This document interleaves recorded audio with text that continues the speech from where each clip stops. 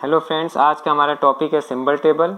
आज हम इस टॉपिक के अंदर कवर करेंगे introduction part, general format of symbol table, representation, implementation and operation. हम जानते हैं कि जो कंपाइलर होता है उसके अंदर 6 फेजेस होते हैं, यानी कंपाइलर सोर्स कोड से टारगेट कोड तक जाने में वो 6 फेज से गुजरता है। और ये 6 फेज 2 तरह के डेटाबेस से कनेक्ट होते हैं। पहला होता है सिंबल टेबल, दूसरा होता है हमारा एरर हैंडलर। ओके, तो आज हम कवर करेंगे सिंबल टेबल को। तो बेसिकली सिंबल टेबल क्या है? किसी भी प्रोग्राम के अंदर जो भी इंफॉर्मेटिव एंटिटीज़ होती हैं उसको वो स्टोर करने का काम करता है। अब इंफॉर्मेटिव एंटिटीज़ क्या हो सकती हैं? कीवर्ड्स हो सकते हैं, आइडेंटिफायर हो सकते हैं, वेरिएबल्स हो सकते हैं, ऑब्जेक्ट हो सकते हैं, एड्रेस हो सकता है, कुछ भी हो सकता है जिसका यूज़ कंपाइलर आगे प्रोग्राम को मैनिपुलेट करने में करेगा। ओके, तो ये जो इन्फॉर्मेशन है हमारी स्टोर करने का काम सिंबल टेबल के अंदर ये 2 फेज करते हैं। ओके, यानी इन दोनों फेज का काम है कि जो भी हमारी एंटिटीज़ की इन्फॉर्मेशन है वो सिंबल टेबल के अंदर स्टोर करेगा। ओके, और बाकी 4 फेज सिंबल टेबल से उस इंफॉर्मेशन को एक्सेस करके प्रोग्राम को टारगेट कोड में बदलेंगे। ठीक है, तो बेसिकली क्या है, कभी कभार हम जब प्रोग्राम रन करते हैं तो हमें आता है अनडिफाइंड सिंबल। इट मीन्स कि जिस सिंबल को कंपाइलर ढूंढने की कोशिश कर रहा है वो सिंबल एक्चुअली सिंबल टेबल में स्टोर ही नहीं है, या फिर उस सिंबल का डिफिनीशन सिंबल टेबल के अंदर है ही नहीं।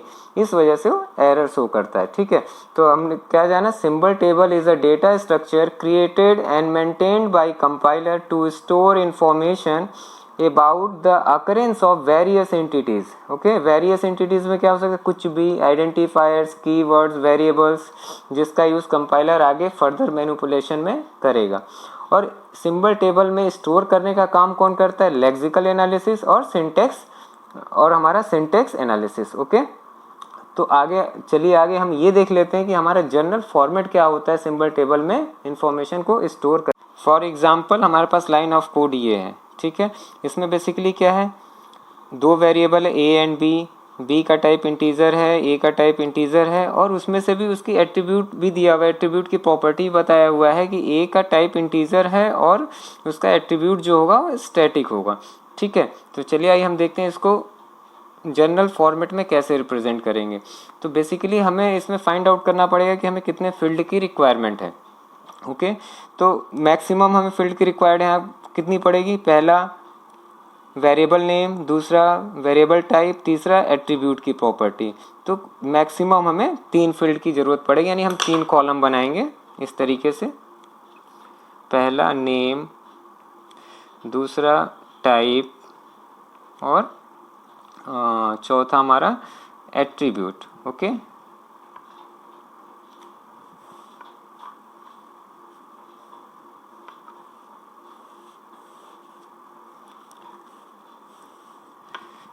पहला हमारा क्या है? ए। ठीक है, टाइप क्या है इसका? इंटीजर, और एट्रीब्यूट क्या है हमारा? स्टैटिक। दूसरा हमारा क्या है? बी। ओके, और टाइप क्या हमारा? इंटीजर। तो कुछ इस तरीके का फॉर्मेट होगा जिस फॉर्मेट में ये सिंबल टेबल में स्टोर होगा। ओके, कहीं कहीं पे सीरियल नंबर भी हम डाल देते हैं, ये ऑप्शनल है, डाल भी सकते हैं और नहीं भी डाल सकते हैं। ओके, 1 2 इस तरीके से। अब हम दूसरे टॉपिक पे आते हैं, रिप्रेजेंटेशन। तो बेसिकली हमारे पास 2 टेक्निक होती है रिप्रेजेंट करने के लिए। पहला फिक्स लेंथ, दूसरा होता है वेरिएबल लेंथ। तो पहले हम देखते हैं फिक्स लेंथ। फिक्स लेंथ में क्या होता है, एक बार जो साइज़ हमने डिक्लेयर कर दिया है या फिर जो साइज़ हम यूज़ कर रहे हैं उस साइज़ को ना तो हम इंक्रीज़ कर सकते हैं रिक्वायरमेंट के अकॉर्डिंग, ना ही उसको डिक्रीज़ कर सकते हैं रिक्वायरमेंट के अकॉर्डिंग। ठीक है, एक बार जो साइज़ हमने मेंशन कर दिया वो साइज़ फिक्स रहेगा starting to last. For example, एक एग्जाम्पल लेके हम समझते हैं कि इसका रिप्रेजेंटेशन कैसे होगा। अगर मेरे पास ये लाइन ऑफ कोड लिखा हुआ है, int temp, int num, int A and int B. Okay,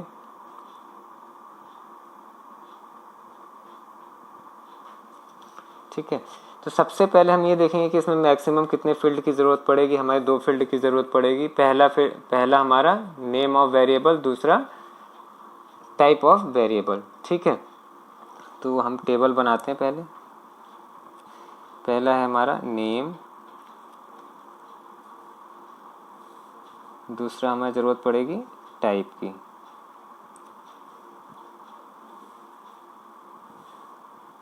okay, store करते हैं हम। पहला हमारा है टेम्प, तो जो भी हमारी इंफॉर्मेशन स्टोर होगी वो स्ट्रिंग के फॉर्म में। तो टेम्प पहले टी, फिर ई, फिर एम, फिर पी। ओके, और इसका टाइप क्या है हमारा इंटीजर।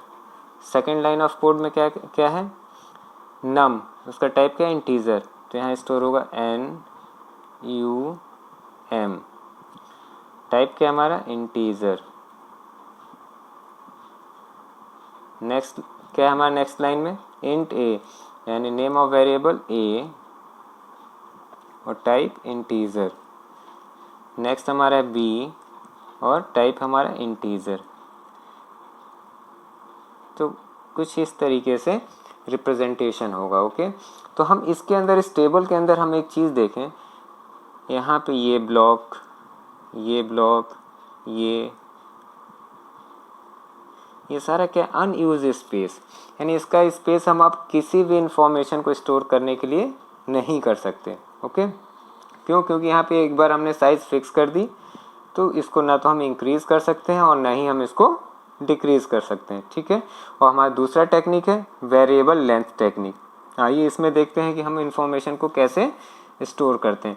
तो बेसिकली इसके अंदर हम क्या करते हैं, एक एरे मेंटेन करते हैं। ओके, और एरे के अंदर हम अपना इंफॉर्मेशन स्टोर करते हैं। तो कुछ इस तरीके से हम एरे मेंटेन करते हैं।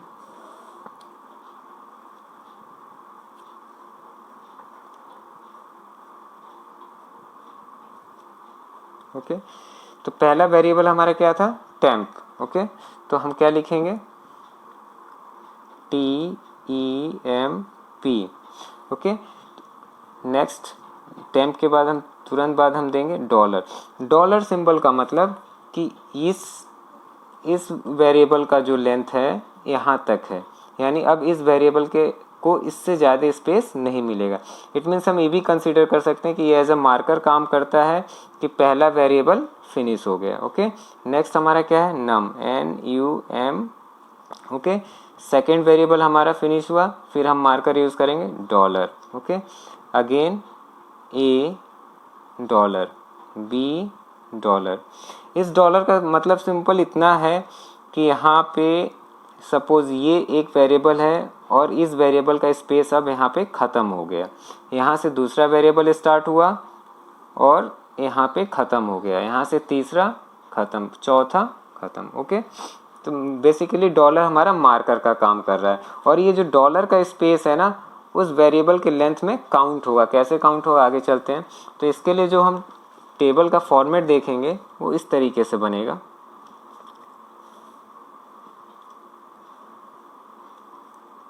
पहला हमारा स्टार्टिंग इंडेक्स, दूसरा होगा हमारा साइज, तीसरा होगा टाइप। ओके, तो हमने अभी बोला कि जो भी हम इसमें जो भी इंफॉर्मेशन होगी हमारे पास लाइन ऑफ कोड की, उसको एक एरे में स्टोर करेंगे। तो हमने एक एरे लिया, उसके अंदर ये इंफॉर्मेशन स्टोर करा। तो एरे में स्टोर करा तो इंडेक्स, एरे का इंडेक्स स्टार्ट होगा 0 1 2 3 4 5 6 7 8 9 10 11 एंड 12। ओके, तो हम स्टार्टिंग इंडेक्स लिखेंगे सबसे पहले। कहाँ से इंफॉर्मेशन स्टोर होना स्टार्ट हो रही है, 0 से। ओके, 0 से स्टार्ट हो रही है और उसका लेंथ कितना है, पहला वेरिएबल कहाँ तक स्टोर हो रहा है, 0 से लेके 4 तक। मैंने पहले भी कहा था ये डॉलर जो होगा इसी के लेंथ में काउंट होगा, यानी 0 1 2 3 4, यानी जो इट मीन्स 0 इंडेक्स पे जो वेरिएबल स्टोर है उसका जो साइज है वो 4 है। ओके, और टाइप क्या है उसका, इंटीजर। नेक्स्ट हमारा क्या है, स्टार्टिंग इंडेक्स क्या है, 5, उसका साइज क्या है 1 2 3 4, टाइप क्या है इंटीजर। ओके, सॉरी एक चीज़ गलत हो गया, जो पहला वाला था हमारा टेम्प, ये 0 इंडेक्स पे जो वेरिएबल स्टोर हो रहा है उसकी साइज़ 5 है, 0 से काउंट होगा, 1 2 3 4 एंड 5, तो इसकी साइज़ है, इसका साइज़ हमारा 5 है। ओके, इसका नेक्स्ट हमारा वेरिएबल है इंट ए। इंट ए स्टार्ट कहाँ से हो रहा है, 9 से, साइज़ कितना है 2, टाइप क्या है इंटीजर। नेक्स्ट हमारा क्या है, नेक्स्ट स्टार्टिंग इंडेक्स क्या है हमारा 11। ओके, और इसका साइज़ क्या है हमारा 2, टाइप क्या है इंटीजर। तो वेरिएबल लेंथ में हम इस तरीके से इंफॉर्मेशन को स्टोर करते हैं। यहाँ पे हमारा कोई भी स्पेस अनयूज नहीं रह जाता, क्योंकि सारी इंफॉर्मेशन कॉन्जिक्यूटिवली स्टोर होती चली जाती है, तो यहाँ वेस्टेज ऑफ मेमोरी नहीं होता है। ओके, तो इस तरीके से हम सिंबल टेबल को रिप्रेजेंट करते हैं। होप सो आपको ये समझ में आ गया होगा। अगर आपको समझ में आ गया होगा तो प्लीज़ सब्सक्राइब, लाइक और शेयर ज़रूर कीजिएगा। Okay, thank you.